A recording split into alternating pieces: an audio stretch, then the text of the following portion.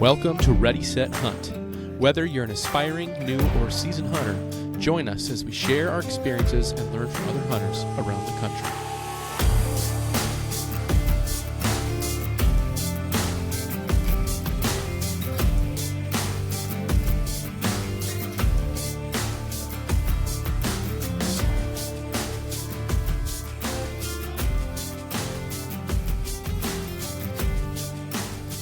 So what's happening, Chris? Remember the old ESPN I miss ticker? it.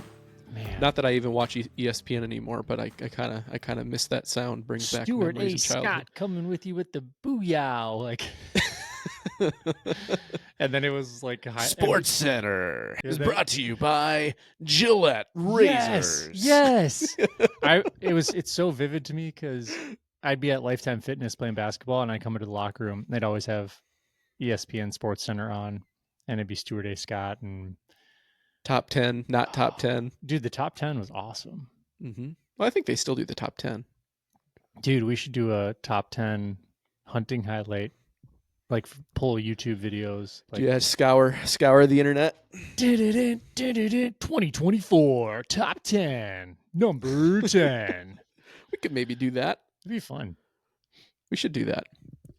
I ordered my shotgun red dot. Nice. You came over and showed me it on the one, you put it on your gun, the new Vortex. This is not an endorsement, but it is an endorsement. Vortex, we're gonna give it to you right now. You did something great. We're proud of you. I just wish we had a promo code to share with people that they could use to go buy their red dot, but find it on a bunch of online retailers. I think Euro Optic has it. We're just young lads on... here in the podcasting world. We don't got those promo codes yet, but we will, guys. I believe it. Yeah, I think I'm gonna shoot mine tomorrow. Oh, jerk.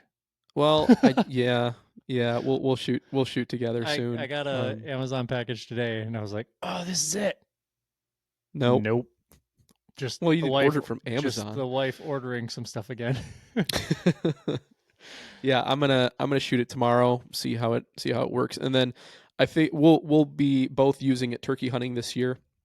So I figure we'll do a little review of it after our turkey hunting experience. Hopefully, we get to use it, and then I think we're gonna possibly try and use it during doing some wing shooting this year, doing some dove and waterfowl and stuff. So I think after the upcoming hunting season, I think we can do kind of a more full use review, or maybe we could do just a turkey review and then a wing shooting review. But I'm really excited to use it. On that is, maybe year 2 of bird hunting together. I was like, I need a red dot, and everyone hated on me for it. I mean, I don't know about hated, but they were just like, it doesn't work, Chris. And I think you were valid in the context of there wasn't anything out there that really fit it, like specifically for that utility. Yeah, I mean, people have been using red dots on shotguns for a long time now, but pretty much the only application has been like turkey hunting and maybe deer hunting, like with a slug gun or something. And actually, when I bought my slug gun, I bought it secondhand at a gun shop, and it came with a red dot sight on it. And it wasn't like a nice red dot, no, because I wanted to put an actual scope on it. Crosshairs. So I took the red dot off and I put it on a Remington 870 20 gauge I had, and I used that turkey hunting one year, and I mean it did what it was supposed to, but the problem was, back then at least, all the red dots you had, there wasn't anything that fit onto a shotgun super well, and so I had to get like this weird little metal saddle thing that would mount on top of the shotgun like receiver, and then you'd put the red dot on top of the mount, and so it would raise it like 2 to 3 inches off of the receiver, and so you'd never get like a good cheek weld. So it was like your shotgun was just like kind of misaligned with your face, and so I wasn't a big fan of it, and so I got rid of it. I believe I sold that red dot a couple years ago because I just didn't use it. Yeah, I didn't come from Um, a background of anyone really using scopes or red dots or anything on their guns. mhm. And that's primarily because we're not in a rifle zone Yeah, in Minnesota. But then I remember, I think it was my cousin or maybe it was my uncle, and they put a red dot on. And the knock on it was you mentioned the cheek weld, which is like you need to have a consistent spot where your cheek goes to the base of the gun, like the butt of the gun or the stock of the gun every time you raise the gun, and that can vary, especially with the red dot. And then their complaint was it floated, like the red dot floats, mhm. right? So depending on how you move the gun and your eye around, if you don't have a super consistent uh, mechanical action for how you raise your gun every time in the heat of the moment, you get varying spots Yeah, where the shell's going to go. So fast forward now, you ordered it, you told me it came out. I was a little surprised, but you put it on your gun and it's slick. It's super sick, and I was like, I gotta pull the trigger on this because this is what I've wanted yeah. since I started. Primarily because I have trouble consistently getting a cheek weld where my eye is flat down the Right barrel. down the rib. Yeah. Yeah, That's been a problem. yeah. I end up shooting high Mhm. when I, especially if my gun jams or you finagle a shell. Like we shoot semi-auto and some of the shells don't at times cannot work great. Yeah, Uh, we've had issues with specific brands yeah. of So shell. just to fix my problem, I know that the red dot and the reticle in it, which is you can do seven different, is that correct? Seven different Yeah, setups there's in 7 there variations or combinations. will greatly, greatly make me a knockdown shooter. I'm already a pretty great shot, but uh, man, I'm excited. Well, we'll see. I mean, in theory, it should work super well. I would think. I think there's going to be a lot of purists out there that are going to be like, "Wing shooting with a red dot. What are you doing?" You know, like, "Oh, Yeah. that's so wrong." Like that's yeah. But we're not purists. When I We just say like I'm a things. pretty We good like things shot, that work. that's not me endorsing myself as some competition shooter. That's simply coming from a place of like I know I can get in a boat or sit in a blind, and when ducks come in, more often than not, I'm knocking ducks down, and I'm confident about it. It happens. Uh, there are some scenarios depending on how they're moving, overhead or behind you that I start to lose a little bit of that familiarity of being consistent, and that's Well, those are just shots you don't necessarily practice a whole lot. yeah, You know, you go to if you go to a clay pigeon course or trap course or whatever. that's More true. often than not, it's side to side shots. Maybe flying out directly from you or Yeah. away from you. Very rarely you having clays flying directly over your head and stuff like that. So Hmm. I mean, it makes sense. Those aren't shots you get a whole lot of reps on usually, Yeah. and you're just in a weird body position, like straight up. You know, I want to talk about so many other things. I got the bug right now for hunting bad. I've started to send the pictures of like nice muleys out out in tall grass. it's that time of year. We're what four about 4 months removed Middle of from March is when we're actually hunting season. recording this episode.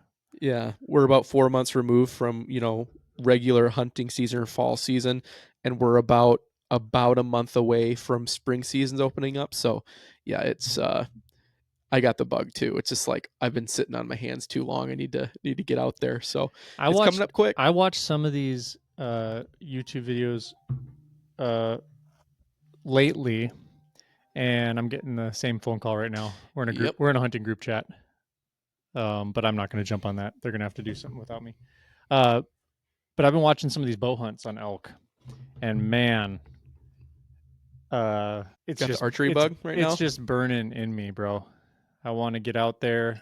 I want to hike long distances, and I'm as much as terrible as this opening day unit that we selected this last elk hunt. as terrible as that was to hike in and out. And I don't think I was even discouraged. I don't think we gave it enough time to breathe. Looking back on it, I want to go there again, but I want to make sure. I would like to go scout early. To be honest, I'd like to somehow get out there for a weekend and even just do day hikes, like with almost nothing on, Hmm. and just kind of see. But I want to go south of where we were and get up into some of those areas. I know there's no like ag really around there, and traditionally we saw a lot of movement around ag and open fields, but I guess that's just depending on the region you're in, right? Or the unit. Yep. Well, Yeah. we should probably get to the actual topic at hand today. No, I want a rabbit hole. And yeah, no, let's do it. We could just have a whole. We should maybe like once a quarter we should just have a rabbit hole episode where we have no agenda and we just talk about whatever we want. I think we should bring someone like a guest in. It's called the rabbit hole guest episode. Okay. We No, could do that. what are we talking about today? We're finishing up Lessons for Beginner series. So this is the third installment of that, and we're going to be talking about after the hunt. So what do you do after the hunt? Um, let's just say you have an animal down on the ground. You achieved your goal of getting an animal. If maybe this is your first one or first time shooting this particular type of animal. Now what, Yeah, Chris? do you think most people think about that, or do they get to the point right where they're shooting the animal and then they're like, "Oh, wait, now what?" Do you think like how many people actually entertain that from a new hunter perspective? Was what was your It's second nature to me just cuz I watched as a little kid us bringing in Right. deer. But for you getting into hunting, what was that like? I mean, I'm a pretty prepared person in general. You know this about me. I like to have a plan. Um and so I had some preparation in that because I did figure, well, if I actually do shoot an animal, I need to kind of know what to do. So I'd watch some YouTube videos on, how to field dress a deer and all of that. I didn't really know very much about butchering or anything like that. But I knew enough about field dressing that I figured I could probably figure it out in the field, but I'd never done it before, and I Like didn't have anyone with as me. far as gear, game bags, knife, Hmm. what what preparation did you have from in your mind from that standpoint, or were you just like, did you have a game bag? Is that how you rolled, or Well, no, I didn't have game bags. I mean, you've been to my uncle's farm, and it's not too terribly far from like kind of where we park. It's probably about a quarter mile maybe from kind of the main hunting area or woods area to maybe where we park cars and where the shop is and everything. So I figured that if I got a deer that I would just drag it, which I think is pretty common in the Midwest. Either that or you get a vehicle out, you try and get a vehicle out to the area you're hunting if possible, whether that be like a truck, ATV, whatever. But during the hunting season, that cornfield or ag field you have to cross gets pretty muddy. So I just figured I'd probably drag it. So that's what I ended up doing. I field dressed the animal. I'd seen field dressing, hadn't really put a whole lot of thought into the different anatomy between males and females, and so the first doe I shot, it was pretty full of milk, and that was a little bit of a surprise when I burst those those milk mm. sacks. Which I mean, whatever, it's not gonna, it got it Yeah, all over the meat and stuff, but it's gutting a not gonna deer can impact be it. super intimidating. I think It can especially be. for someone who has no idea, never done it before. And I just want to preface like it shouldn't be. At the end of the day, if you stick to the ribs, right, you're getting inside and you really stick to the ribs and you just make sure you're not puncturing random sacks Just don't do or a in chest. jabbing motion. Yeah, like, and there's tons of videos out there for how to, really effectively complete that process.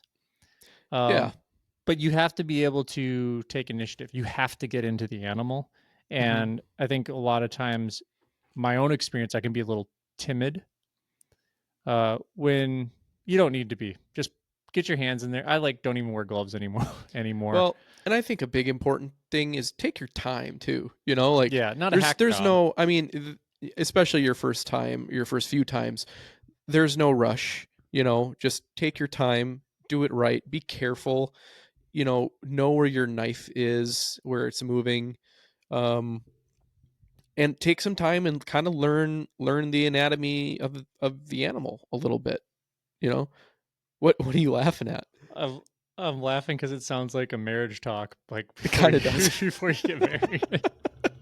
I'm just like it just I don't know if like I got a similar talk or something, but it was just like just take your time. Just take Like your there's no time. rush, just learn the anatomy. It's just like it's so true though. Oh. Um no, but like Oh. especially for deer. I mean if we're talking about turkey or bird hunting or different things like that, just jump on YouTube, look at some videos. It's really not out of the realm of never doing before. Even like I don't know, I was gonna think of chickens or something like that, but I mean, people they're all people have been the doing this birds are all very similar. people have been doing this for thousands of years, and they're still bringing Hmm. home meat. You'll get the animal to the processor or back to your place, and Yeah, and if you're at all squeamish about blood or anything like that, well, too you're bad. gonna learn to not be pretty quick. I There's, a I lot will of say now that I'm a hunter, very few things gross me out anymore. Like yeah. touching guts and viscera and blood and all that doesn't bother me I at think all anymore. I think uh the learning curve and then the experience of that created a greater respect for me. We talked about conservation and stewardship a lot on Yeah. this on some of these episodes. But when you can see like, oh, that's the meat, like the animal becomes such a resource, and your appreciation goes through the roof. So I get in some conversations with some middle schoolers, and I'll just leave it at that. And they're like, you murder animals," and I'm like, no, that's not at all. Like I actually put meat in my freezer and I feed my family. It's a very different, very far away from what your perception is going on. But Yeah. I could get into a whole rant about people that are, anti-hunting, and I could go down such a rabbit hole right now. I have a family member who's like pretty against it. And it's very interesting because to me, if you're anti-hunting because you don't like the killing of animals, you better be a vegetarian. Like I know, seriously. like Like if you're a vegetarian and that's the way you feel about hunting, and you like legit don't eat meat, then I'm like, okay, I can respect you. Like if that's your belief or that's how you feel, like if you're actually living it. But if you are hating on hunting because I'm killing animals and you're still eating meat from a grocery store, like I have no respect the for you. efficacy and like what happens on some of these farms and how animals are treated on some of these farms, like milk is harvested, all that stuff. Hmm. If you've never looked into that and you have a naiveness opinion against hunting, and it's again we've approached this as stewardship, a resource, putting meat in the freezer, uh, very spiritual uh, experience. It's an innate part of being human. I Yes, truly believe that. it's made my appreciation for life go through the roof. Like I don't Hmm. have there is no threshold for my appreciation of life. It is beyond what I can describe. And I mean, I don't want a rabbit hole, but even like we'll just say wickedness and righteousness in the world, right? Wicked actions, righteous actions, morality, criminality. Um my heart is for like all people. But there's like being out in the wilderness and knowing you have to have water, have some food, and you're actually seeking a further food source is maybe the most carnal, uh, formative spiritual space that I've ever experienced. And then you do it with buddies or girlfriends, which if you ladies are out there, some of you ladies are crazy awesome too. Like get out there and Killing it. yeah, awesome. So much props to that. And but anyways, Okay. let's go to field dressing. equipment care, unless you had something to I like. have one other point that Yeah, I want to make, that when absolutely. it comes to hunting, people, people who are against No, hunting no, or think sorry. You said hunting people. We don't hunt we people. don't I hunt just I people. just want to clarify No. that. I caught Although that. Jesse Ventura, the former governor of Minnesota, would argue, you haven't hunted until you've hunted man.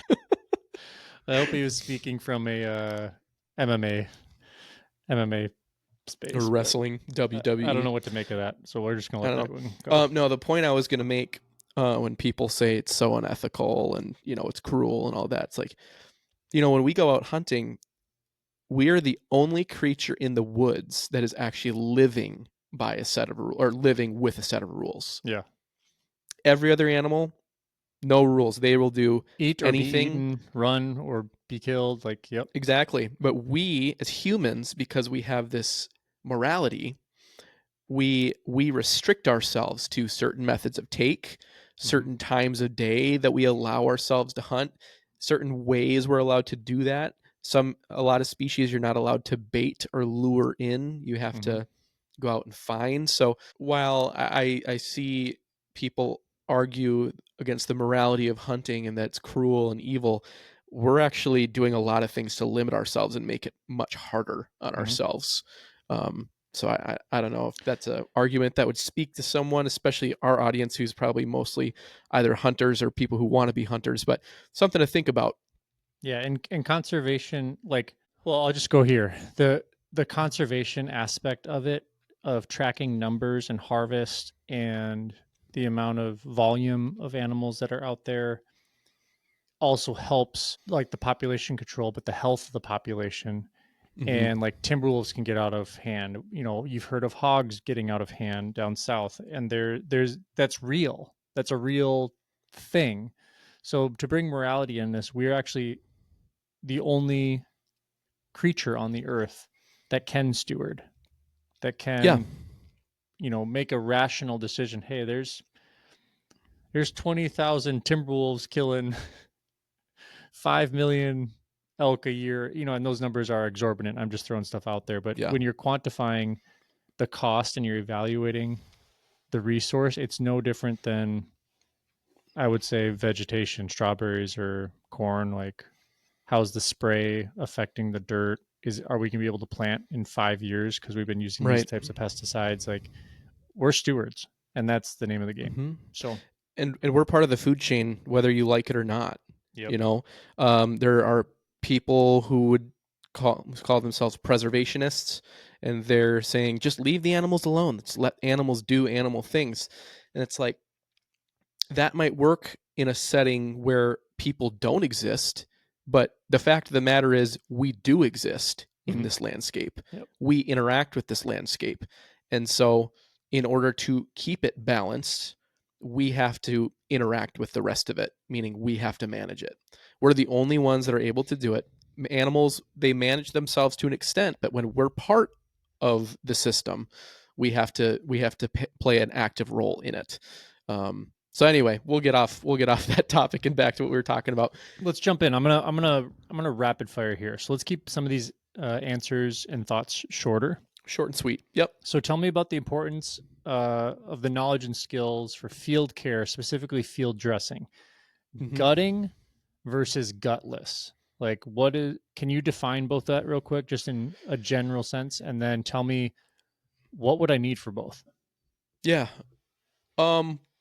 So let's touch it. We've already touched on gutting a little bit. I'll jump back to that in a second. Let's talk about gutless quick. Gutless is a fairly new method for us, mainly because it's something that you see most commonly out west when you're, the types of hunts, backcountry hunts, or the types of hunts where you're hiking in maybe a mile or two. So, what is Uh, gutless? Like, define that. gutless the gutless method is literally kind of what it sounds like. It's breaking down an animal without actually removing the guts, And without then, removing the internal organs. So you're breaking it down in quarters. So the front legs, back legs. Also going to take the back straps, which is the long strips of meat that run along either side of the spine. You're going to remove the tenderloins. That's kind of on the bottom side of the rib cage, or the spine, kind of inside the rib cage area, and then Often you're going to also remove the neck meat. A lot of people that do the gutless method do not remove rib meat, but it kind of depends on what state you live in and what the rules are for what meat you are required to take. Some Yeah, states what require, animal too? yep, and some states require that you take every possible bit of meat. Some say they'll use the term edible, or whatever's edible, and that usually includes everything but the rib meat. It just Mhm. depends. You have to know your local regulations on that. We usually try and keep as much as we can. Um, we sometimes won't keep rib meat on smaller animals just because there's not a whole lot of meat there, and it's usually got a lot of like silver skin and deer tallow, which isn't good tasting. But it just kind of depends Are on the you size of the planning to animal. bring back your bear fat? This Yes, yes. so there is a Since it's a spring, if it's a spring, it's a spring bear. It's probably not going to have as much fat, but I'm still hoping it's going to have a fair amount so I can render it down. I don't want to like jump into it right now, but there is like a scenario in my head where I could make like Monday through Friday work, but You're going to come out, meet us, and hike in and find us. I mean, maybe. Okay. Moving on though, gutless and gutting. So gear implications when you're gutting an animal. So you've opened the cavity, you got the animal on it, the deer on its back. You worked your way inside the ribs, around the rib cage, the interior of the rib cage, and you're pulling all that back. You got the esophagus, you're bringing it all back. You're You trying got to not to split. pump. You got to split the pelvis too, and this is going to be cervid specific. So we're talking deer, elk, caribou, Yeah, and all that. again, we're not going to jump super into that. Go watch some videos on YouTube for that. There's a Yep. ton out there, but you've pulled all that out. What tools do you need? Are you just rolling with your knife and then you have either a tub, game bags? Is that pretty much what you roll with? And then maybe a headlamp, right? Yeah. In my experience, most times that I've field dressed an animal, it has been at night. Are you using Um, gloves? uh, I often don't. Um, More if and I more I'm remember going to, away with it, but I need wipes, I like mean, baby wipes are key. if I remember to bring some or remember to pack some in my kill kit, I mean, I'm not against using gloves. Um, but I'm not. I mean, I can take it or leave it. It's not really that big of a deal to me. I don't really mind getting my hands bloody, but it does save a little bit of the cleanup if you do have some Yeah, gloves on. what I've found with the gutting method versus gutless, so when we are pulling the guts out, it's time. It takes time. They both take time, but it's just different. Well, you also typically need something to cut that pelvis and open up that the legs because you want to break the legs open in order to pull all that out. Otherwise, you kind of get this like it's like a beaver dam with the intact bone still solid at the bottom of that pelvis. Yep. So a lot of people use saws. You might have like one of those small tree saws, those expandable ones. They might use a Yep, that'll wire, this will be a a product chain. spotlight for me. I use something called a silky pocket boy. It's a folding little hand saw. It's probably fully extended. It's probably, I don't know, maybe 8 to 10 inches. Mm-hmm. It's the teeth on it are razor sharp. It goes through branches like no problem. And I've also found it works really well for breaking down animals, specifically on that pelvis bone. You just saw through it. You're through it in about 4 seconds, and then Yeah, makes it the pretty easy. the pelvis is always challenging, especially it's hard to break or cut through, and then you're And you got to be also careful you don't nick open the bowels. yeah, Yeah. that, and then also when you're cutting through bone with some sort of saw like that, and if it's not fine teeth, like if you have a wire and you're running that wire like back and forth, Hmm. it's like a chainsaw type wire, but it's got teeth on it. You're sending shards of that bone all over the place too. So that typically probably wouldn't get on the meat at that point, but just Hmm. know you're shredding that bone and then pulling that all out, and then you're starting to get into the animal, the quarters, and Yeah. those things. So Something else I've used to cut the pelvis in the past, and it works really well if you're in a situation where you don't, packing in gear isn't an issue, or you can get like a vehicle close or something like that. A pair of loppers mhm. actually works really well as long as as long as they're sharp and not beat to crap, so they can actually have a cutting edge. But loppers, I mean, you can split that pelvis in about half a second, and you're set to go. It's just obviously a little bulkier, takes up more space, but if that's not an issue, loppers is a great way to go. That's how I did all my deer for the first several, or first few years of hunting, and now I carry that little handsaw with me. But aside from a saw for splitting the pelvis, get like a decent hunting knife. Like, I mean, you don't need to expend an exorbitant amount on it or anything. Like, you don't need to go out and get a Benchmade or a Montana Knife Company. That's what we like to use. Just because I value a blade that retains its edge and is razor sharp over I over need to get mine many sharpened. I need uses. to send mine in, or else have you sharpen it. I can sharpen it. That's something else I have in the You field do a with me. better I have job sharpening than I do. I don't think I know what I'm doing. I just watched some videos, man. But I do, but I still think I just don't know what I'm doing. well, I have a work sharp field sharpener. Mm-hmm. It's pretty small. I keep it in my kill kit so that way I can sharpen my knife out in the field if I feel like it starts to get a little dull, if it's just not cutting as well as I'd like. So that's another thing I just have in my kill kit, always, Yeah, on and then every hunt. baby wipes. That's pretty much That's I mean super that's key. nice. It's again not a necessity, but it is nice for cleaning up. Not a full bag. I wouldn't recommend bringing that. That's quite a bit of weight. But if Yeah. you have a baggie, they stay moist in there well past your hunt. But Yeah. then when you're talking about the gutless though, because Hmm. when you're doing the gutting, you pull all the guts out, and then you're getting into like the quarters, and it is easier to get to the tenderloins inside along the top of that rib, the rib cavity. But the gutless, you don't need to worry about breaking the pelvis because the ball joints when you're in the back hind quarters. And I can't speak to elk on this, so you elk hunters out there that have tips on this, send those my way. Send me a video or something like that. Um, I'd assume it's the same, but I mean, I think the anatomy is the same. It's just on a much larger scale, yeah, I just don't know. I obviously. just don't know the dexterity of when you're looking at the tendons around that's holding those ball joints in there. Hmm. Obviously, some animals are gonna like. I would assume. Well, I don't know. Anyways, it's easy to pop those out and kind of work your knife around that ball joint, and then the whole thing moves out. The front quarters on animals, typically with the Simple. scalpula, like they just kind of peel right off. It's actually amazing. There's really nothing holding the Yeah, front ball. There's no ball joint in the front shoulders. Yeah. It's yeah, you do your cutting, you just kind of follow the line, the kind of the split, and they Mm-hmm. they come off pretty easy.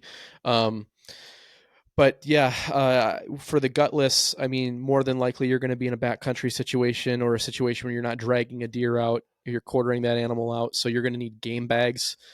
What is a game bag? It's a lightweight fabric bag that usually is it breathes really well, and the whole idea of the game bag is to keep the meat clean and keep it like grass, dirt, all that kind of stuff There off of is it. definitely different qualities of game bags out there, Absolutely, yeah. 100%. So I'm not going to promo any, but just don't skimp out on them. Typically, the cheaper ones are not going to be great. Reusable For ones a that you can game throw bag in the reusable game bag set, you're probably, depending on the size of game bags you get, because there's going to be game bags for like deer size game, there's going to be game bags for elk size game, obviously because of just the different size of the animal.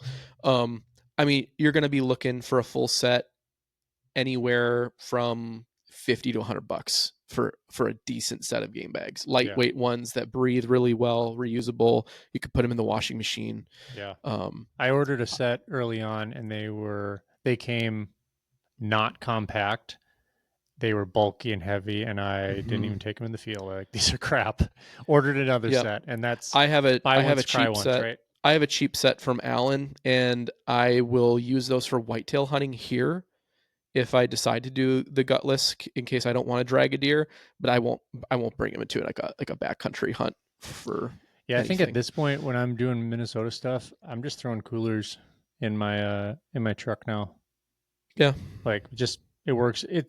You can put unscented garbage bags in there too. Those work great. Hmm. Um, and then just depending on what you're doing with the meat, don't let it sit in there. especially in the sun or anything like that. Right. You want to keep it in a cool place with some ice. But talk to me a little bit about keeping the meat clean through that process. I mean, you can touch on want and waste laws, and then with keeping the meat clean, why don't you talk just in general about storage and kind of run into that thought process as I just touched. Yeah, I think. I mean, I've definitely done a really bad job at keeping my meat clean, and then there's things that I've or steps I've taken to make sure that my meat stays clean. And you might be asking, why is this important? Like, can't you just rinse it off?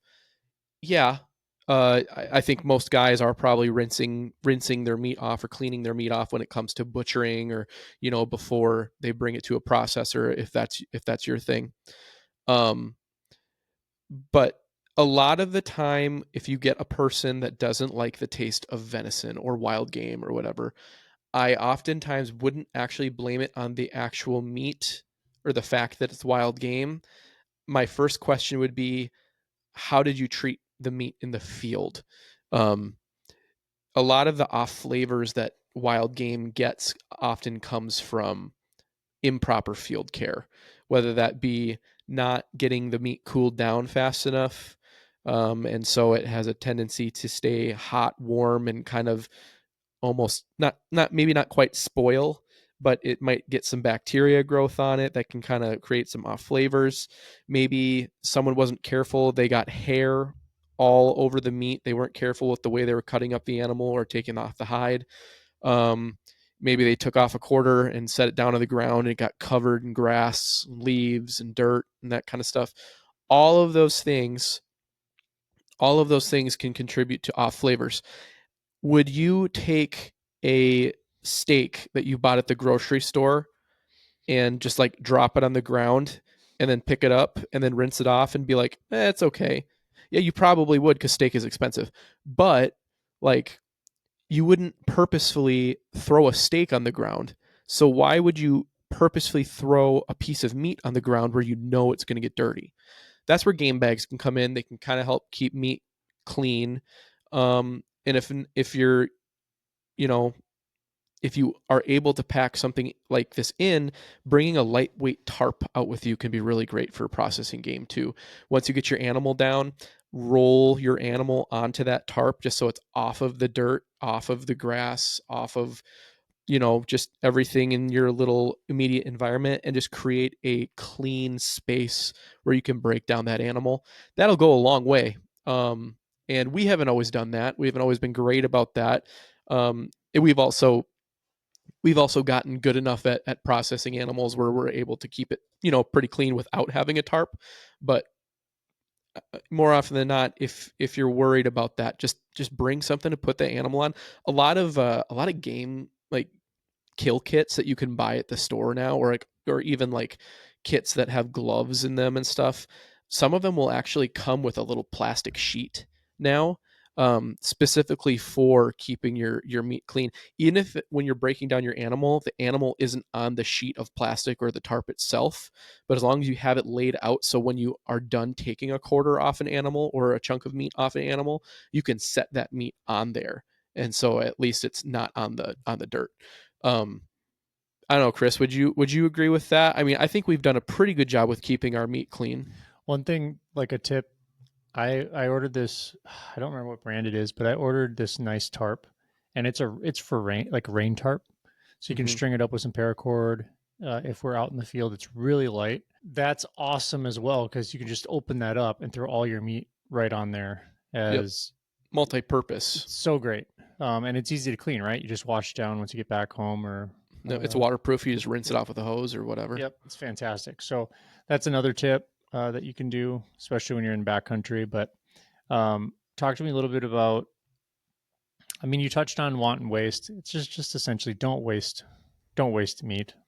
If you can take it, I would encourage you to take it.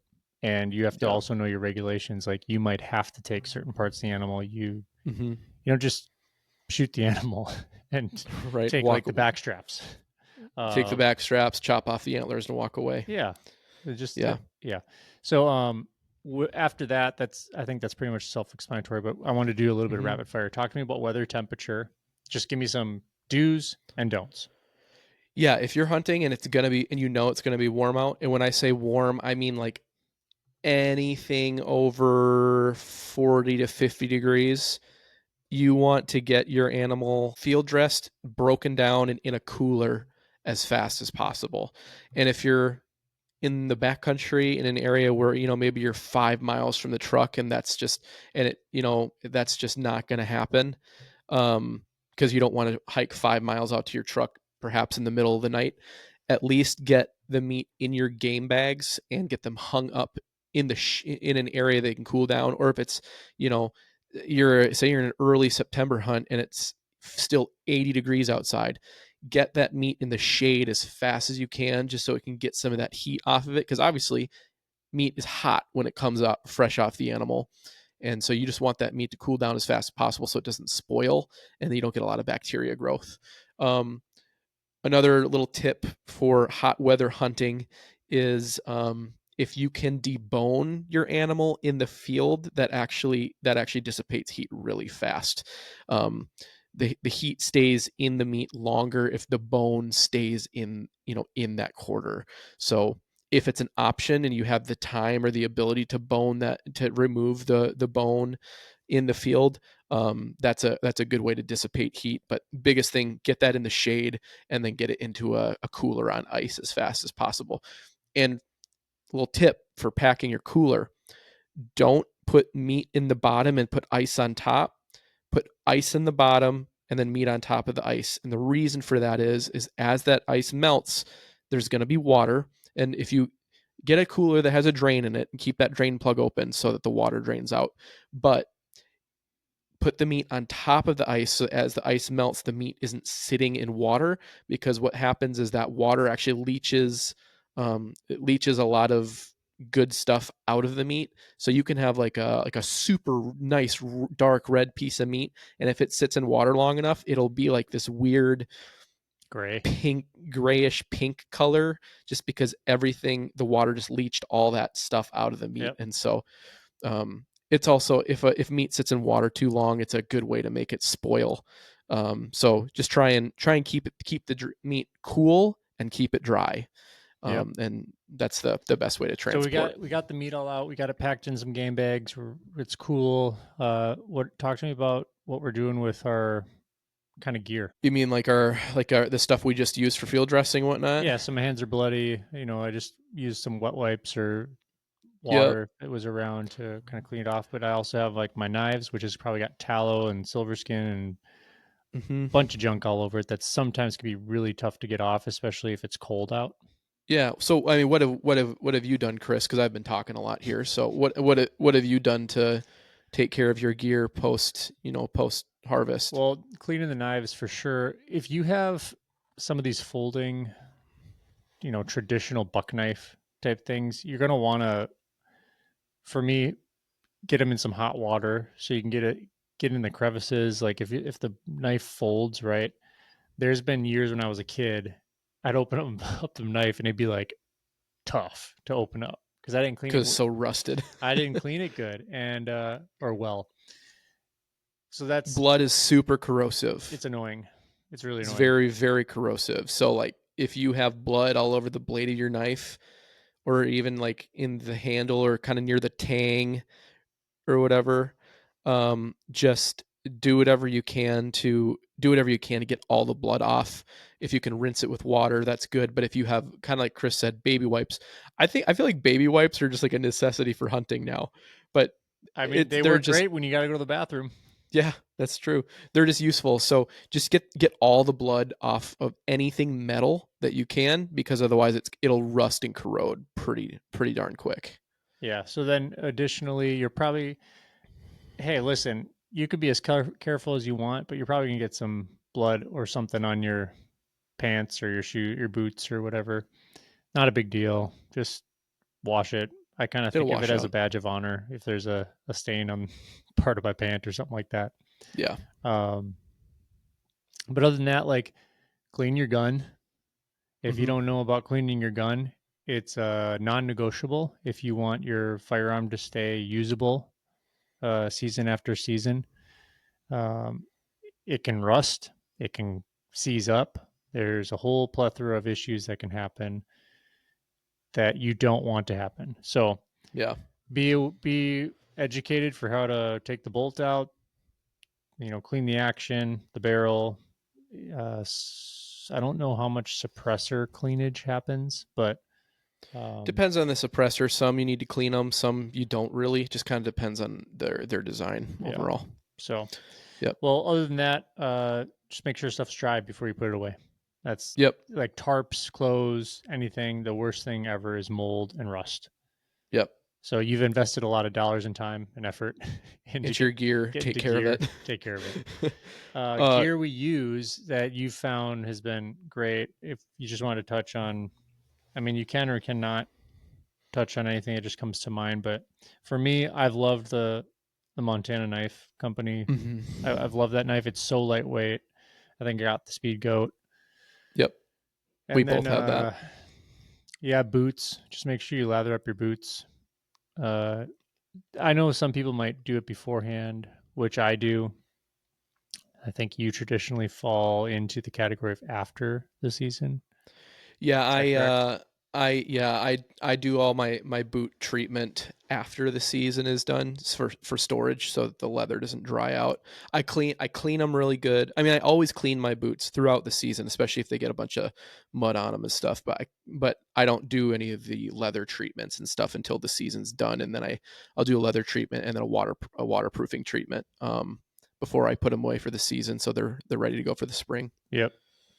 Yep. Yep. And then just put your stuff away, keep it in a dry place.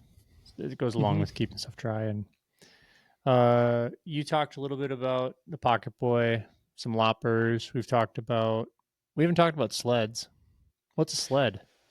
Well, Jet Sled. I mean, that's a brand name actually. It's a Chappelle. I think Chappelle Jet Sled. I think is the item and brand. It's just a Just a pullable tub. plastic.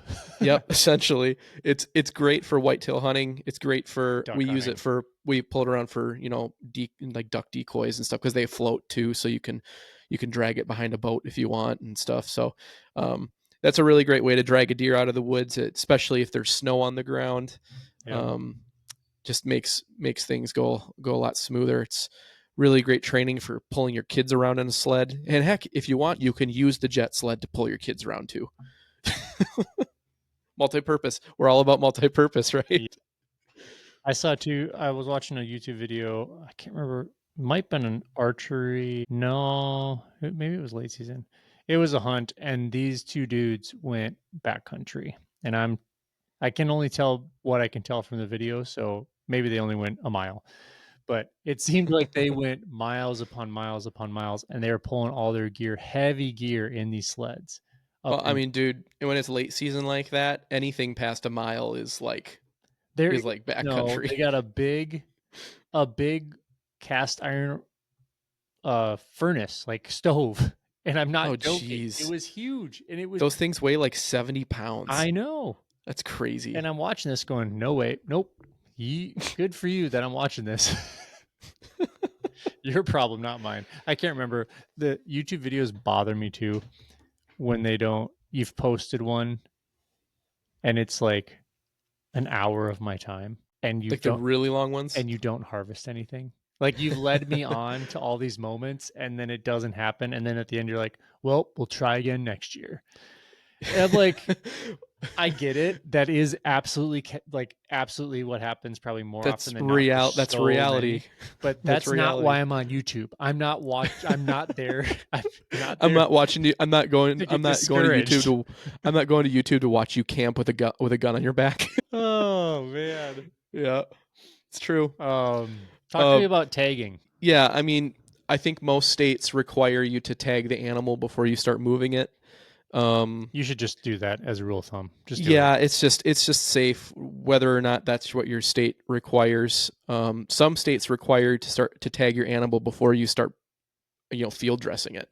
So I would say that's probably the rule of thumb, is just as soon as that animal's down on the ground and you get down to that and you get to your animal, just tag it right away, just to satisfy any potential requirements, just so you're good to go. Um, and then most states, if they require you to report your harvest, because obviously there's some animals you don't have to report, like ducks and other animals, but That you have to some be animals, conscientious of how many animals you have on you. yes, I mean, you but do with deer too, right? You're only harvesting one or two, but like yeah, there's a bag limit. smaller game is a little bit different. Yeah, but just if it's required for you to report your harvest to your state agency, so they can track harvest numbers and population numbers and everything, just make sure you do that. Most of them have like a 48-hour requirement. You have to harvest or report your harvest within 48 hours. Typically, most places we've hunted, that's been the deal. Um, but yeah, so just make sure you follow the rules and play your part in conservation, because that's really what the harvest numbers or the harvest reporting is all about. Is making sure that we have sustainable wildlife populations that we can hunt. Um, yeah, so that's tagging. Chris, tell me a little bit about actually transporting game. What has our experience been, not only here but out west? Um, what have we done? Whether it's talking about how to transport game legally, or how to pack a cooler, that kind of stuff. Yeah, make sure you have adequate cooler storage. Yeah, If you that's have for sure. like, if you can fill like 2 tags and you've brought in your summer 4th of July cooler, that's It's not going to cut it. middle of the road, I'd question you. I'd question you pretty hard. You don't Um, need to go out and buy like the what is it, the Yeti 300 or no, you whatever it can get is. away with 120 gallon, 150 gallon, Not gallon, pretty quart. or quart, Yeah. pretty generic brand, and be just fine as long as you're open to switching out some ice and moving stuff Mm-hmm. around. Yeah. You want your stuff in game bags, and I'm specifically talking about out west for the most part, because Midwest I don't like transporting. Mostly is a whitetail like doe for me. It might be a buck on off years, but Yeah. Well, and there's also certain transportation requirements that are species specific. Like with ducks, you have to leave a wing attached, so that you can identify, or so that a game warden can identify the species. With turkeys, you have to either keep a wing or a leg attached, if it's the whole carcass. And if you have already like broken down the turkey and broken it down to breasts and drumsticks, essentially, I think you still have to leave, or at least have a leg on your person while transporting it. mhm. Um, But so overall, like just know the regs. yeah, Know like they're pretty straightforward when they're seriously, guys, listed. if you just read your regulation book, we don't even have to talk about this Yeah, stuff. do your due diligence. This is part about being a part of the community, uh, Yep. and it's especially good to be informed if you meet somebody out there. And well, you can call people out, I guess, but everyone appreciates like, hey, they just changed this last year. You need to do this year. Yep. Like if you see someone in the field and they'll be like, oh, really? I didn't know that. Yeah, but be nice about it. Don't be Yeah. annoying about it. Um, Beyond that, as long as you're informed, I always like me. We've talked about before. I like walking up to game wardens. I like chatting Hmm. with people that are out there. Like the community is fun for me. So um, I've just never been stopped by a game warden in Minnesota. Not I think it once. happens every time we're out west. Every trip out west we've talked. Well, not when we went to Nebraska, if you want to classify that as west. I don't think we talked Oh, to a that's game true. warden there.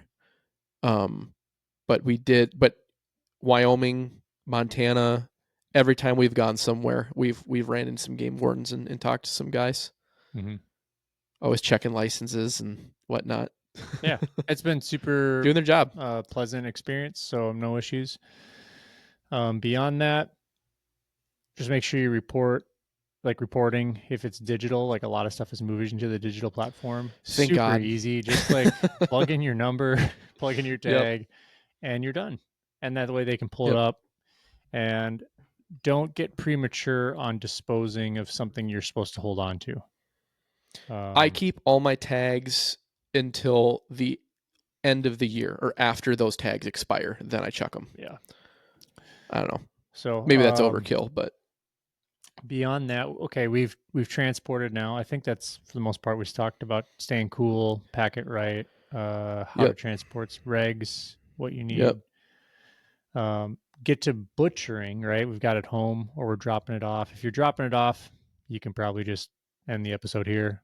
Maybe not, but No, I think there's some things to talk about when it comes to like dropping off your meat yeah, at a please don't end the processor. episode. I guess I'm just saying if He's sick because of talking to me, that's guys. totally an option, right? You pull up to the Yeah, butcher, you drop it off, and you're gonna get your meat back in a couple of weeks.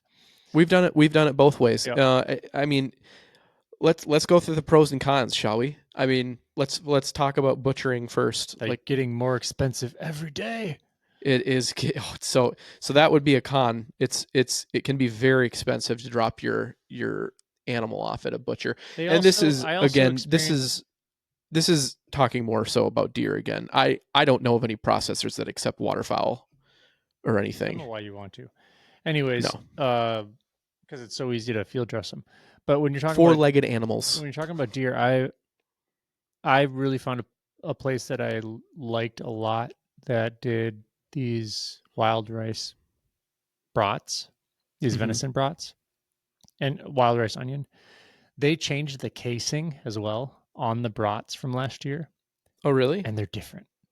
And they're not different in a bad way, but they're not different in a more favorable way.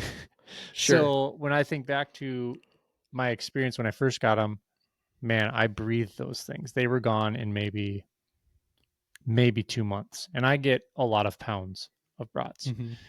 These we're eating them similarly fast, and they're fine. They're no way like a displeasure to eat them, Yep. but they don't draw your saliva glands the same way the last ones did. So that's when you're going to a butcher and you're asking for different cuts, or what do you guys do here? Here's some of the options they give you. Asking what do people like? What are a lot of people getting? Mhm. And what are you known for? I Some also like asking questions, like even at restaurants, what's unique to you? sure. Because I can get a cheeseburger anywhere, right? But Mhm. we never know, and don't not get what you like. Yeah. I'm a guy that likes to always order like a vanilla latte. That's like that's my go-to. But I want to experience things in life, and that's part of taking some of the portion of meat or percentage of your meat and like, hey, give me this new type of, or like this jerky, this bourbon jerky, or, and again, we're back to cost. So don't be blown away that it can be thousands of dollars. I'm not even joking. Well, I mean, if it was like a full elk or something, absolutely could be. Yep. It just depends on what you have done with the meat. Like if you say, I don't want any steaks or roasts or anything, I literally want this entire deer turned into sticks. You're gonna be paying probably a good few $100 just because it's. I mean, what do sticks run? They're usually between $6 and $7 a pound I don't or know. something It's like not that. nice. No, it's a lot of money. But so yeah, that would be one con. It's expensive. Another con I would say is you don't really get to experience the the process of processing your own meat. And to me, I take a lot of pride in that because you're truly getting to experience field to table that way. You were involved in every step of the process. I feel like when you drop off your meat at a butcher, you're skipping a really big part of that process. And it's not wrong.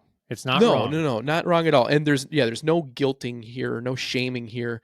I just think that at some point in your hunting career or experience or journey, I think every hunter should process their own meat at least once, just so at least they know what goes into it. And I don't know, it you connect more with it. I feel if you do it yourself, but there's other cons to and there's a lot of pros to a butcher too.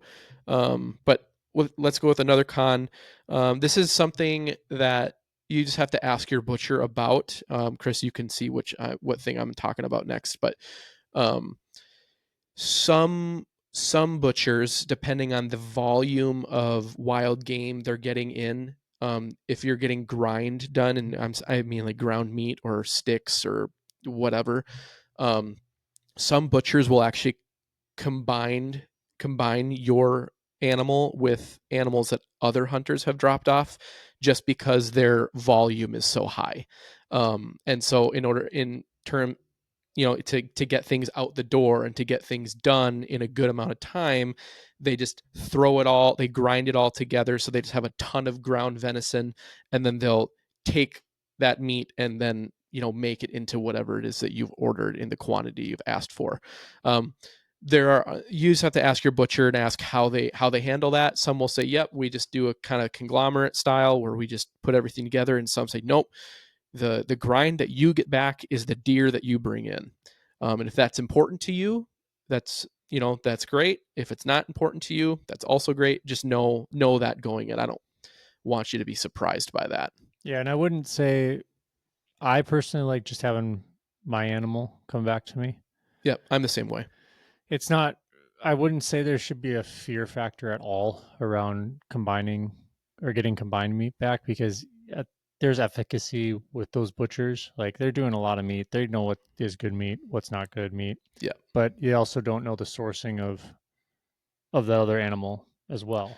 yeah, It's and just you don't just the truth. know how, like we were talking about earlier. You don't know how that hunter treated that meat, how what they did in the field, all that kind of stuff. You don't know the situation, and so that, yeah, I like to get my own animal back because I know exactly what I'm getting. Yeah. Yep. Um, when you bring it home and you're doing your own thing, and I think Hmm. this is something that is now going to become more prevalent this year going forward for us. Big thing has got to be a grinder, right? Yeah, you gotta have a grinder that's up to the task, depending on how much, like how high of volume you're doing. Like if you're bringing like 5 deer home every year and you're Unless you're grinding all unless that. you're cutting it up, filleting it up, and you're going to use it for, like, some of the cuts for soup meat or stews or different things like that. I can see how you wouldn't grind it. At my house, we eat a lot of ground. We Yeah, use it in tacos and spaghetti and different things like that. So yeah.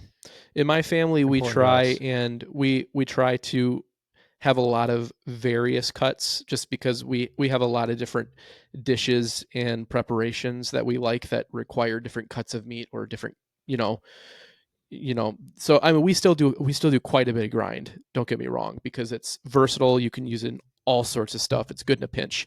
But we also do really like our roasts, like our whole muscle group roasts. We like our steaks. We do like having some stew meat, that kind of stuff too. um, so that's one of the pros about doing it yourself, is you can really, well, I mean, you can do that too for a butcher. You can choose what you want and what you don't want. um, but we should probably talk about the pros of using a processor, just so we can kind of move on to the DIY section of things. We Well, the touched on the pros is it's clean, speedy. Uh, it's fun to get back different cuts that are all prepped for you, Yep. wrapped for you. That's a big part of it too. Is it's wrapped for you, and it's professionally done, which is Yeah. really nice. Yep. Yeah. Because there is definitely a right way and a wrong way to wrap your meat, Hmm. especially when it's going in the freezer. So Yep. yeah, you can move on to the next part. Yeah. So let's talk about if you decide to do it yourself. I'm right from the top. I'll just kind of throw out there. We're not going to, in this podcast, talk about how to butcher a deer, or any of the other animals, just because you can go on YouTube and you can watch tutorials very in depth. Some of my favorite um, content creators that do stuff on this is Bearded Butchers.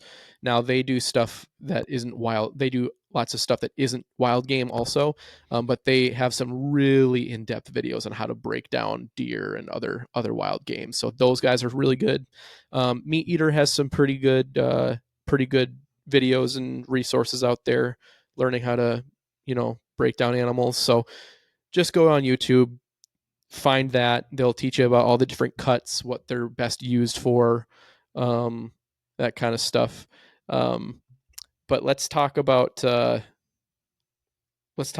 some of our favorite cuts, Chris. Backstraps, tenderloins, roasts are great for throwing in a crock pot. Mm-hmm. I want to get better with steaks though, like the backstraps actually making them to steaks, and then I think it's a chef level that I'm not at yet.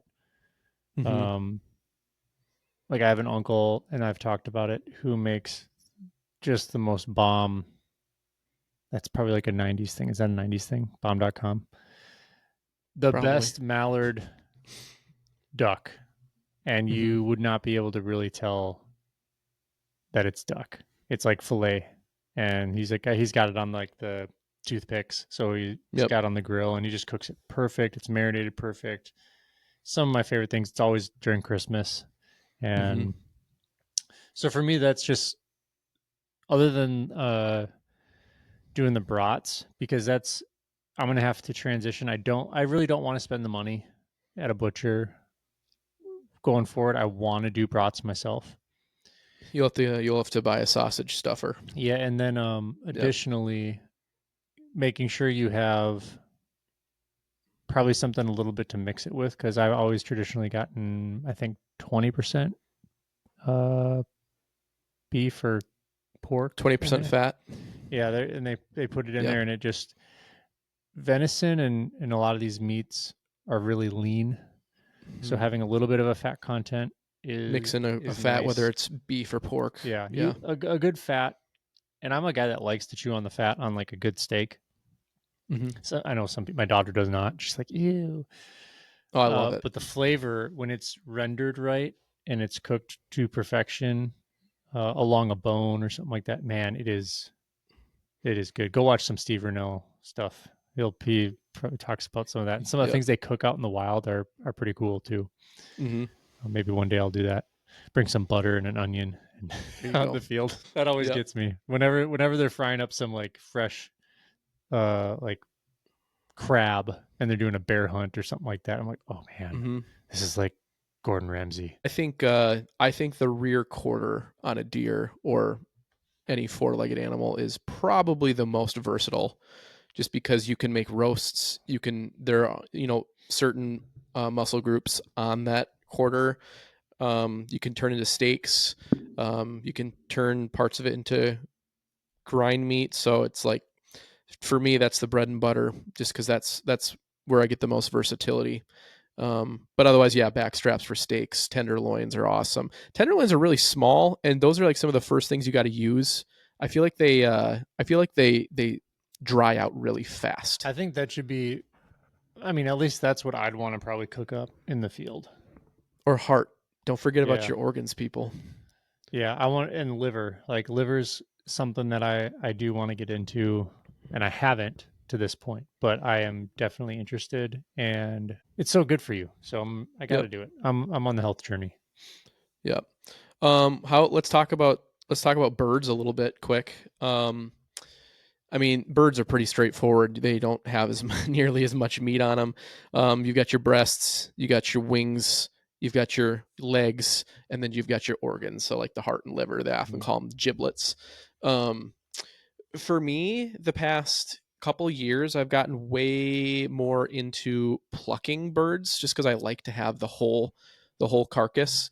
Whether I smoke them on a a pellet grill or whatever. And the reason I like to do that is after we eat all the meat off of it, then I like to simmer it in a pot for like 12 to 24 hours, and it makes an amazing stock or broth. And so you're truly getting like a full use out of the bird. So whether you do that with ducks, and you got to be careful with what kind of ducks you do it with, because they can get pretty smelly if it's a duck that is a little bit fishy. Dude, Um, duck can be gross. It can be it, so it bad. can be. It can be. Got to cook it rare. That's the key. Yep. Or smoke it. It's pretty good smoked. Hmm. But like pheasants and grouse and some of the upland birds and even turkeys and stuff. Like, dude, keep the carcass and turn that into an awesome stock for soup. Mm-hmm. It's so good. Um, That's something that my wife's been doing. Like with all the fat content, which is primarily why I want to go bear hunting when you go out. Hmm. I want to bring it back and render it into tallow. She's done it a few times, and she's made like some honey tallow lip balm. It's like really healthy stuff for beef fat, different things like that. So we're getting away from a lot of those harsh chemicals, and again, from the saying goes farm to table or wilderness to table now, being a part of that process. And Yeah. it feels like you're tapping into the ancestry of Hmm. of humanity. Like Yeah. Native American, I can't even, it's like respect for people's understanding of all these different organs, different parts of the animal that they used to stay alive, their way of life. Um, I'm like so novice Yeah. in that, and I just can't even keep up with the fun appreciation that's growing in me when experiencing like, wait, what did you do, babe? You rendered this is you made this, and it's like in a cool little jar, and I'm like, this is Hmm. awesome. Yeah, Well, you can render. Has your wife rendered deer tallow yet? no, I think that's what That we're. that's next on the docket. Well, I wanted bear, but yeah, it'll be happening. Okay, dude, bear fat is Awesome. it's amazing. It's maybe one of the most versatile natural substances on the planet. I'm super excited to get my hands on some bear grease. But um, Are you going did you on? know Are you that going back on in on front? Thursday Uh, what or day are we Friday? leaving? I think we're leaving like Thursday night or that Thursday night Yeah. What do you guys think after out there work. in the podcast world, you listeners? It's my anniversary. No, I'm not. Which one is it? Nine? It is. 9 years? It is 9 because you're on 10, right? No, it's 8. You must be 8 years because our 9 year anniversary is this summer. This Yep. one is 8. Oh, This should be your eighth. maybe This this will one be is your 8. eighth anniversary because ours is the ninth. Don't worry, guys. I'm the typical husband. I try. I can't keep track of birthdays. Shopping the night before Christmas, all that fun stuff. All that fun stuff. Yep. I Um, do have admirable qualities, all right, as well. So, well, your wife did marry you, so that must be somewhat true. I mean, supposedly. Um, yeah, but do we shore up that do it yourself I think so, space and guys. then Biggest thing with doing it yourself, it's going to be a learning curve, especially if it's your first time. You're not going to do it perfect. You're probably going to waste some meat or miss some meat. But I think it's a very valuable skill just to have in general, especially if you've been grocery shopping and buying meat at the market your whole life, and you yourself have been so removed from that whole process of what it takes to take a life and then to process that animal and get it to the point where it's ready to be cooked and be put on your dinner plate. Like, I just think it's super valuable. And our ancestors before us, they were doing all of this. Grocery stores are a fairly new thing in the the span of human history. And so the majority of people, if they had access to meat, they were doing it themselves. And I think it's a lost skill, and I think it's an important one. Um, so yeah, if you decide that going the butcher, the processing or processor route is more for you, that's great. But I would just suggest at least once try and do it yourself, just so you can maybe have a different appreciation for your local butcher shop. Um, but Chris, let's move on to kind of our last section here, and I think this could be maybe the most in depth we get, just because I think it's the most thought provoking. But aside, let's say we've broken down our animal, we've got it all butchered, it's in our freezer, we're already, licking our lips, looking at all these different recipes that we're gonna cook up from our harvest or from our wild game from this past hunting season. But there's more to after the hunt than just the actual kill and the actual success or possibly the failure. Let's talk about reflecting on the hunt, um, and how we can become better hunters by looking back on our hunt experiences.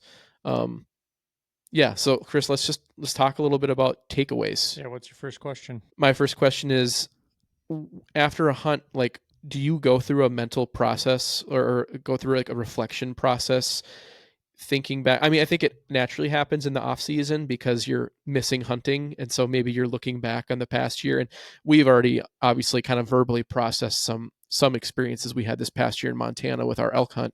But how do you approach reflecting on things after the season, and why do you believe that reflection is an important part in the journey of being a hunter? So I think initially after, and I'm gonna do a broad stroke approach of all my hunts. I'm coming home either like most of the time just appreciative one of being out, right? I that's a joy. If I'm not like exhausted, um I can usually just get back into the swing of life, go back to work, whatever. If I'm exhausted, I might want just like a day to recoup, and that's just Mm-hmm. I think a lot of the high, right? Especially with testosterone and endorphins and all these things going on because you if you're having a really exciting hunt or an adventurous hunt, you're probably going to be jazzed most of the time. Like you're Yeah. pushing yourself, you're expecting to have opportunities, and if you do get opportunities, or if you even come back successful, um, it's a high. And I think there's just an appreciation. I just enjoy it. The There is learning that happens in real time, uh, which is like, okay, let's not do that again. And that might be like, from hour to hour, or whether you're setting decoys, like you might be switching in the moment, a lot of different things. If it's bigger hunt, like bigger game, I don't think I learn, or I don't think I reflect in what I've learned until a considerable time after.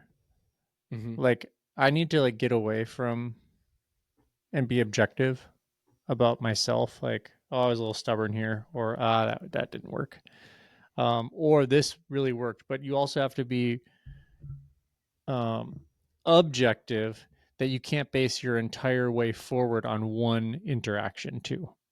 Like, because the opportunities are always different. You might learn how to pattern certain animals better, but that doesn't mean they're going to be patterned that way when you're back in the field, even in the same spot.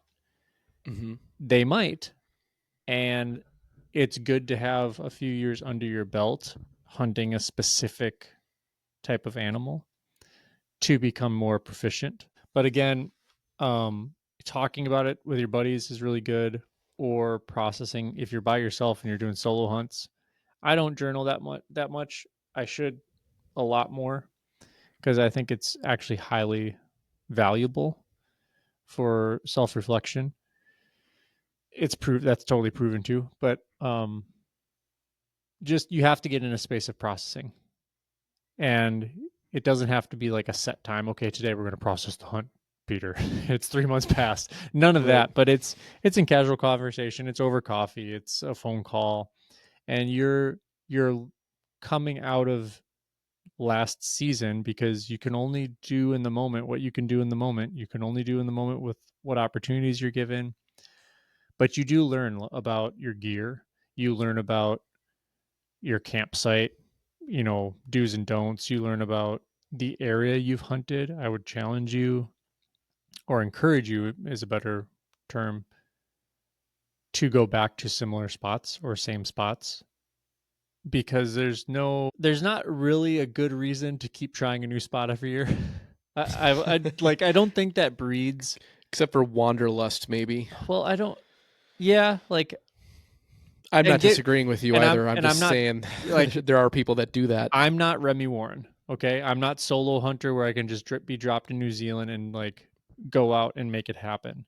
I wish I was, but um, by going somewhere consistently, you're able to understand patterns better. You're able to understand yourself better. You're able to understand your hike better. You're able to understand your prep better. Your exit strategy, the regulations.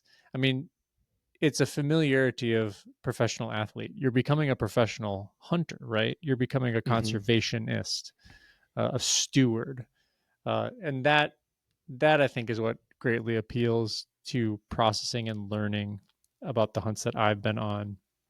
we've talked, and now we are going back to the unit where we mule deer hunted in Wyoming. That excites me because I have a year there, or a hunt Yep. there under our belt. And you and I both know where we can hike into.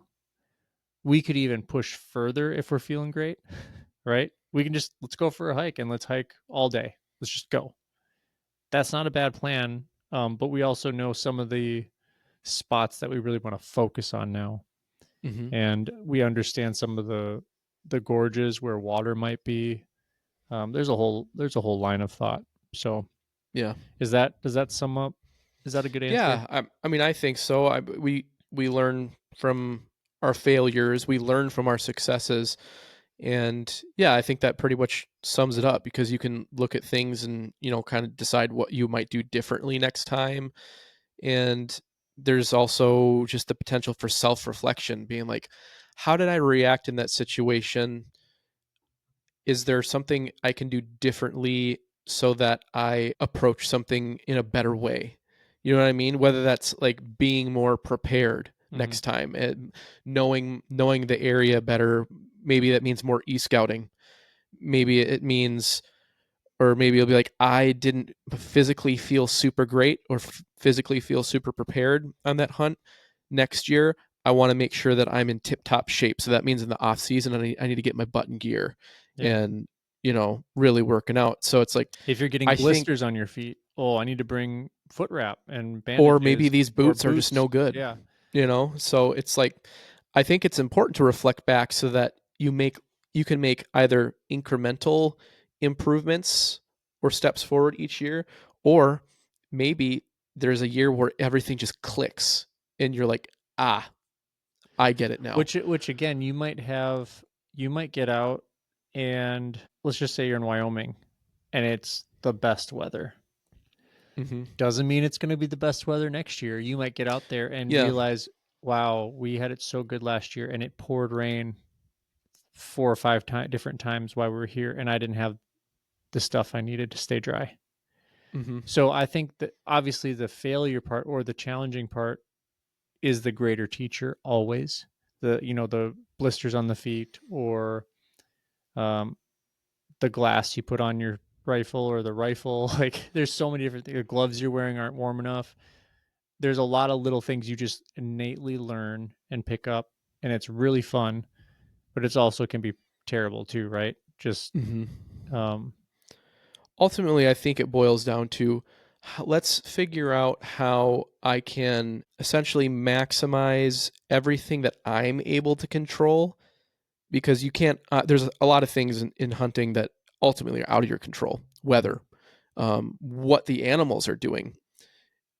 You can't control everything. You can just control what you do in response to those things. Um, and so, yeah, I think when it comes to after the hunt as a beginner, just really focus on that reflection afterwards so you can learn. Because especially with guys who have more years under their belts, like you and I, granted, we're experiencing new things all the time still, whether it's new places, new types of hunts, and everything. We've hunted enough that there's a lot of lessons from hunting, no matter where that hunting takes place, that kind of carries over um, mm-hmm. into other areas of hunting, right? Yeah, because a There's Montana just things trip, you a learn, Wyoming trip, Idaho trip, hunting in Minnesota, all my gear doesn't really change. What I might bring right? with me on my back changes a little bit. Like I'm not going to be packing out in Minnesota. It's my backyard. Mm-hmm. I'm 2 hours away, three max from anywhere I want to really hunt. So that's a little bit different, but I'm wearing my same boots. I'm probably wearing my same gear. I'm not using my rifle, but I'm using, my shotgun or, Not yet. You're not. well, yeah. We'll But see. yeah, overall, what would you do differently with, like, let's just take Montana. Let's take a specific, or no, let's do this. Since we're going to Wyoming Hmm. for mule deer and hopefully some antelope tags, what would you do different this time around now going back? I and I well, I think this thing I'm about to say applies to Montana too. I think I would probably give Plan A little more time, because I feel like not only in Wyoming but also in Montana, I feel like did not give our A spot. I don't feel like we did our due diligence there. Yeah, we got antsy. Um, we got antsy, and that's easy to happen. That's an easy thing to do when you're not seeing what you expected to see. Maybe your expectations aren't being fulfilled, and so you feel Yeah. like maybe there's greener pastures on the other side. There's not always greener pastures on the other If you side. remember when we got to Montana for Plan A, well, it wasn't Plan A. Plan A was Yeah, changed it was 2 weeks. plan B, but it was our top plan aside Yeah, from yeah we made a change 2 weeks ahead of time based on some really good intel info that we got. and a very seasoned hunter. And it's a long story short, but Hopefully, we'll have him on the podcast at some point. yeah, we got in there, and one thing that keeps coming back to my head, Peter, is we didn't see one other person. Now, that either means there's no animals there, which is not true because we saw an outfitter and a horse. Well, we saw the horse tracks, fresh horse tracks We that saw came the through. outfitters camp, which was unfortunately right where we were hoping to hunt, and then we got there. And I And honestly, that I should have think it's told us that there I think was nice it's stuff, like there was well, nice animals. yes, but I also feel like it's that tent or finding that camp there was kind of what put the nail in the coffin for us mentally, because I think we were thinking, oh crap, there's an outfitter back here. This is where we were expecting to hunt. We thought the animals would be here, but there's a camp here, so which means that we're going to have to go probably another 2-3 miles deeper. I think mentally it maybe kind of shifted things for us when we shouldn't have been steered away by that.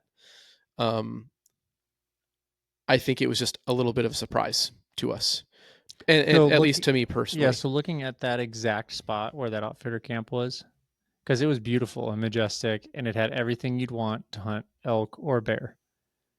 Would you consider going back to that exact spot and just chilling?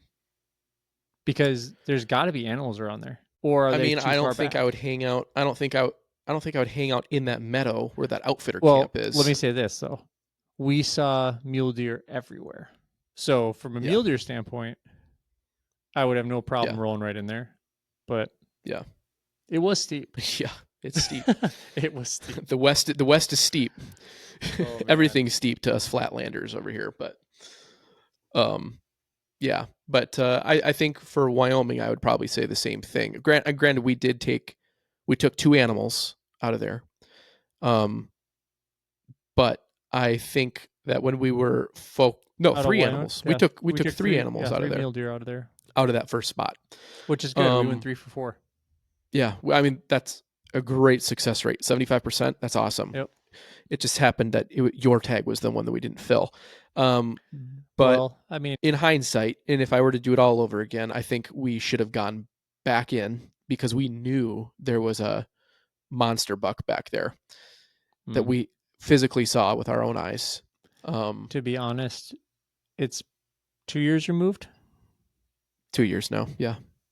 He might be a He he might be might a be, dream. but I don't know. We can look for him, but I wouldn't cross your fingers. I'm not crossing my fingers. I'm just the one in Nebraska's gone. It's been how many years? 5 years. He was a monster then. Mm-hmm. 5-year-old monster, probably, maybe Yeah. 6. I don't know, 5. But either way, yeah, it's important to reflect. You learn your most valuable lessons, and they're things that you can apply to future hunts. And What have you learned about our dynamic? Like, what would you change about our dynamic now that like, we've been successful? We've never really had spats or disagreements, like almost ever. true. But we got adversarial in the moment of our elk hunt, which we've touched on.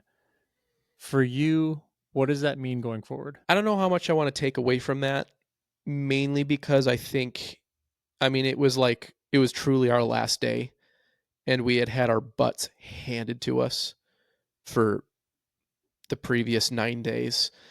And so I think just in general, emotions were running high. We're tired. I think like we really wanted to make something happen, but I think almost as much as we wanted to make something happen, we wanted to go home. And so Yeah. when we had that opportunity, and it was the best opportunity that we had had the entire trip, and it slipped through our fingers. I think it just kind of sent everything over the edge, because you and I usually aren't like that.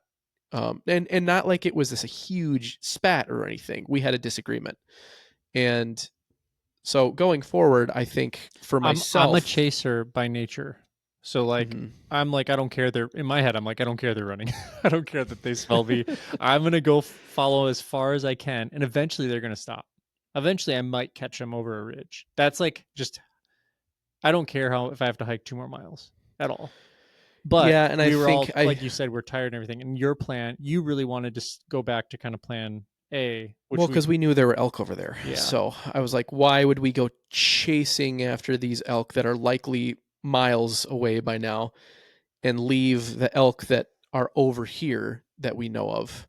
Um, but yeah, I don't know. At the end of the day, I think I just simply learned uh like to trust the nose and wind a little bit more. Like Mhm. and that will in future contexts make me listen to I don't know about the information, but the advice or the context which you're putting something in. Because we talk and we're like, hey, what should we do? And we process really quick. We have a plan and we usually just go. Now I'm going to be like, well, where's the wind? Yeah. Right. So that learning experience, I think, is going to pay dividends down the line, especially like when wounded. I didn't get that really nice buck, and Yeah, it I changed was my actually firearm. gonna I was gonna mention that. It's like there are often, like, it sucks that it happens this way, but often it's the biggest mistakes that stick with you, and those are the experiences or the lessons that are the most impactful, Mm-hmm. um, when it comes to hunting. Like, yeah, Mm-hmm. I think one for me that I think about quite often. And granted, luckily, I was still able to recover the deer. But one for me was when I got that buck on your uncle's a few years ago with my bow. The We had a really hard time finding the deer because there was so little blood, Oh and yeah, it was a good it was shot. like an internal bleed, pretty much. Yeah, and it was all had to do with the broadhead I was using. I was using a fixed blade, and it did its job, and the shot was great. Animal died, everything was great. The only thing that wasn't great was, yeah, that blood trail. Like, we had the hardest time finding the beginning of it. Eventually it picked up a little bit, but like for the first 50 yards it was like pin drops, like almost impossible to see. Mm-hmm. And so that's made me change my broadhead setup, and now I've moved more towards mechanicals, just because I think I value that blood trail. Yeah, I mean, we're running the same broadheads now, so Yep. it'll be fun to get out and use them. So But yep. Learn from your mistakes. Learn from your successes too, but it's the mistakes that speak louder. I guess that's how I'll end it right there. yeah, well, Don't be afraid to make mistakes, well, even though they hurt. thanks for listening, everybody. It's this was episode 8, lessons for beginners after the hunt. Mm-hmm. We don't cover everything that we can, obviously, but we try to touch on stuff to keep the conversation going and expand the Yep. conversation. We love your input. Subscribe, like, follow us. Mm-hmm. Super important and meaningful to us. So we just want to say thanks for everyone who's sticking with us. And yeah, let's keep hunting, keep growing. Ready, set, hunt. Right. Ready, set, hunt. Thanks, guys.